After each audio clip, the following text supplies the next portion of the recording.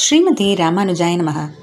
पार्थाय प्रतिबोधितां भगवता नारायणेन स्वयं व्यासेन ग्रथितां पुराणमुनिना मध्ये महाभारतम् अद्वैतामृतवर्षिणीं भगवतीम् अष्टादशाध्यायिनीम् अम्ब त्वामनुसन्दधामि பகவத்கீதை பவத்வேஷிணி. நாள்தோறும் பகவத்கீதையில் நாம் பகவான் ஸ்ரீ கிருஷ்ணர்னுடைய அருள்னால் 10 அத்தியாயங்கள் வரைக்கும் முடிச்சுட்டு இப்போது 11வது அத்தியாயமான விஸ்வரூப சந்தர்ஷன யோகம் அப்படின்ற அந்த அத்தியாயத்தை தொடங்க உள்ளோம். முன்னாடியே நம்ம இந்த அத்தியாயத்தினுடைய சுருக்கம், அதாவது இந்த அத்தியாயத்தை என்ன சொல்லப்படுது அப்படின்ட்டு ஒரு ஸ்லோகம் மூலமாக அதையும் பார்த்துட்டோம். இப்போது இந்த அத்தியாயத்தினுடைய முதல் ஸ்லோகத்தை பார்க்கலாம். ஏன்னா இது வரைக்கும் பகவான் அர்ஜுனன் கேட்டான்றதுக்காக தான் எதுலலாம் என்னென்னவா இருக்காருன்ட்டுலாம் சொல்லிட்டு வந்தார் இல்லையா. இப்போது அர்ஜுனன் 7, 8, 9, 10 அத்தியாயங்களாக பகவான் கிட்ட கேட்டதுக்கெல்லாம் அர்ஜுனனுடைய ஒரு பதில் மாதிரி ஒரு ஸ்லோகம் அது. அர்ஜுன உவாச்ச மதனுக்ரஹாய பரமம் குஹ்யமத்யாத்ம சந்நிதம் யத்வயோக்தம் வசஸ்தேன மோஹோயம் விகதோ மம.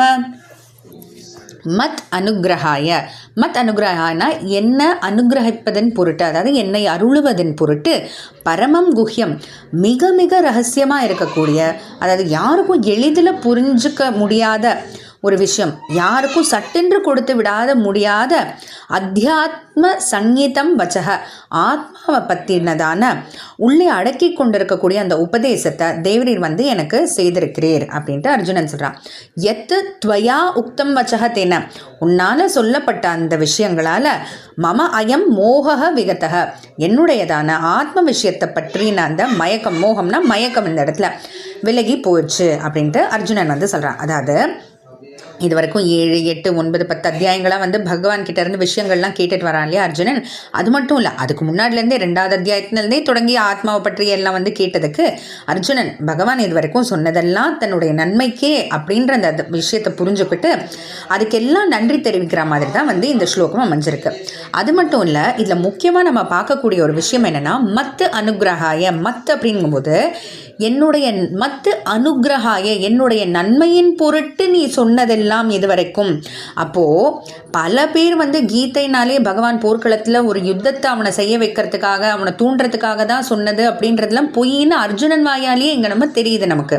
அதாவது யுத்தத்தின் பொருட்டுன்னு அர்ஜுனன் சொல்லலை, என்னுடைய நன்மையின் பொருட்டு இதுவரைக்கும் சொன்னதெல்லாம் அப்படின்றது மூலமாக பகவான் அர்ஜுனனோட நன்மை மட்டும் இல்லை, அர்ஜுனனும் ஒரு வியாஜமாக விஷயமாக வச்சுக்கொண்டு நம்ம எல்லாருடைய நன்மைக்காகவும் தான் பகவத்கீதை சொல்லியிருக்கான்றது இது மூலமாக நம்ம புரிஞ்சுக்க முடியுது.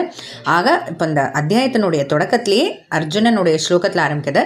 தொடர்ந்து அர்ஜுனன் வேறு என்னெல்லாம் சொல்கிறான்ல கேட்குறான்றதை பார்க்கலாம். ஜெய் ஸ்ரீ கிருஷ்ணா.